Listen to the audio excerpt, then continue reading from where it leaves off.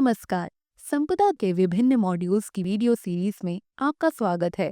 आज हम इस वीडियो में देखेंगे कि मोबाइल ऐप के जरिए ड्यूटी कैलकुलेशन कैसे किया जाता है। तो आइए शुरू करते हैं।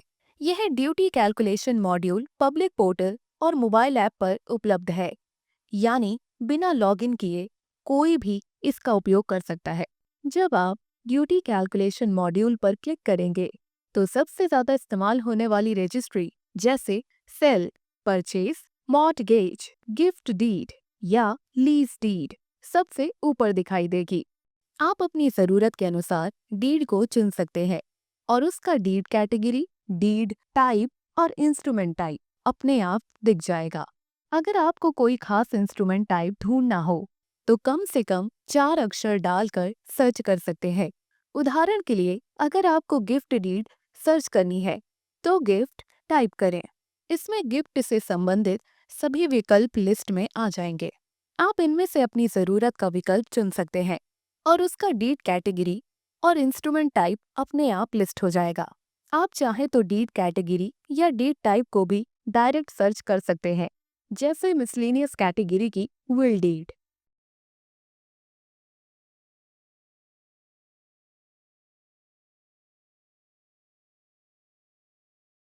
अब बात करते हैं ड्यूटी कैलकुलेशन की। मान लीजिए हम सेल या परचेज का एक बेसिक इंस्ट्रूमेंट चुनते हैं, जहां हमें प्रॉपर्टी की पहचान करनी है और उसका मार्केट वैल्यू निकालना है। सेल या परचेज चुनने पर उसका डीड कैटेगरी और इंस्ट्रूमेंट टाइप लिस्ट हो जाएगा। सबमिट करने पर पूरी डिटेल्स दिखेंगी, जैसे डीड टाइप और ड्यूटी डिटेल्स। अगर ये डीड किसी केंद्रीय या राज्य सरकार की ओर से या उनके लिए बनाई गई है तो इस check box if conveyance executed by और ऑन बिहाफ ऑफ स्टेट और सेंट्रल गवर्नमेंट को चुनना होगा। लेकिन अगर ये दो निजी पक्षों के बीच का लेन देन है, जैसे प्रॉपर्टी का ट्रांजैक्शन, तो इसे चुनने की जरूरत नहीं है। इसके बाद हमें कंसिडरेशन अमाउंट डालना होगा। मान लीजिए हम 2 लाख रुपए डालते हैं। फिर ये चुनना होगा कि क्या इस प्रॉपर्टी के सभी खरीदार महिलाएं हैं। अगर नहीं तो हम नहीं चुनेंगे। अब अगर आपके पास प्रॉपर्टी वैल्यूएशन आईडी है, जो प्रॉपर्टी की मार्केट वैल्यू निकालने के बाद मिलती है और 12 घंटे तक एक्टिव रहती है, तो उसे डाल सकते हैं। अगर नहीं है तो हम प्रॉपर्टी के पहले आइडेंटिफिकेशन करेंगे। इसके लिए आप एग्रीकल्चर प्रॉपर्टी आईडी, नगर पालिका property ID, panchayat property ID, address या जियो टैग आईडी के जरिए सर्च कर सकते हैं। उदाहरण के लिए, अगर हमारे पास एग्रीकल्चर प्रॉपर्टी आईडी है तो उसे डालेंगे। अगर एक ट्रांजैक्शन में कई खसरा नंबर हैं तो उन्हें कॉमा के साथ डाल सकते हैं। मान लीजिए हम एक सिंगल प्रॉपर्टी आईडी डालते हैं और सर्च करते हैं। अगर वो एक्टिव नहीं है तो हम एड्रेस के जरिए सर्च कर सकते हैं। उदाहरण के लिए, हम हरदा का एड्रेस डालेंगे। सर्च करने पर नज़दीकी लोकेशन या प्रॉपर्टी डिटेल्स दिखेंगी। आप हरदा चुन सकते हैं और गाइडलाइन लोकेशन जैसे जिला, तहसील, वार्ड और कॉलोनी की जानकारी मिल जाएगी। मैप में प्रॉपर्टी देखने के लिए आप ग्रीन स्ट्रिप में एरो बटन क्लिक करके मैप को मिनिमाइज कर सकते हैं। लाल निशान आपकी प्रॉपर्टी को दिखाएगा और हरा निशान उसका सेंटर पॉइंट होगा, जिसमें लैटिट्यूड और लॉन्गिट्यूड की जानकारी होगी। अब गाइडलाइन लोकेशन देखने के लिए नेक्स्ट करेंगे। यहाँ प्रॉपर्टी की पूरी डिटेल्स डाल सकते हैं, जैसे यहाँ एक इंडिपेंडेंट बिल्डिंग है, गेस्ट हाउस है और उसका कुल क्षेत्रफल 1000 स्क्वायर फीट है। अभी हम फुली ट्रांजैक्शन को चुनेंगे। अगर ये रेजिडेंशियल या कमर्शियल है तो उसे चुनें। मान लीजिए ये गेस्ट हाउस है तो हम कमर्शियल चुनेंगे और ग्राउंड फ्लोर सिलेक्ट करेंगे। यहाँ आप प्रॉपर्टी की निर्माण डिटेल्स जैसे आरसीसी, आरबीसी या कच्चा निर्माण डाल सकते हैं। अगर प्रॉपर्टी कॉर्नर प्लॉट, हाईवे या नेशनल हाईवे पर है तो उसे सब क्लॉज में चुनें। मान लीजिए ये कॉर्नर प्लॉट पर है, इसे सिलेक्ट करेंगे। अब शो मार्केट वैल्यू पर क्लिक करेंगे। इससे प्रॉपर्टी वैल्यूएशन आईडी जनरेट होगी, जो 12 घंटे तक एक्टिव रहेगी। वैल्यूएशन आईडी 1409 है।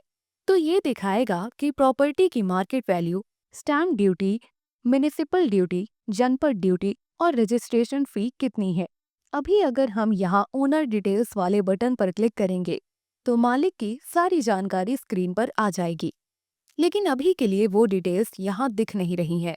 अगर हमारे पास बैकएंड में ओनर की जानकारी होगी तो वो यहाँ दिखाई देगी। और हाँ, यहाँ पर पूरी लोकेशन की डिटेल भी आ जाएगी, जैसे कि डिस्ट्रिक्ट, तहसील, वार्ड, कॉलोनी और पूरा पता आदि। इसके अलावा प्रॉपर्टी की डिटेल्स भी दिखेंगी। मान लो अगर प्रॉपर्टी पार्शियल है तो वो भी बता देगा। जैसे हमने अगर पूरी प्रॉपर्टी का सौदा 1000 में किया था तो वो पूरा ट्रांजैक्शन ही माना जाएगा। अब प्रॉपर्टी का टाइप क्या है, जैसे कि बिल्डिंग या कुछ और।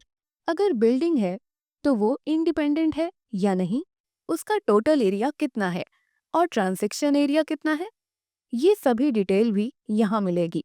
फिर हमने जो क्लॉज सिलेक्ट किए हैं वो भी दिखेंगे।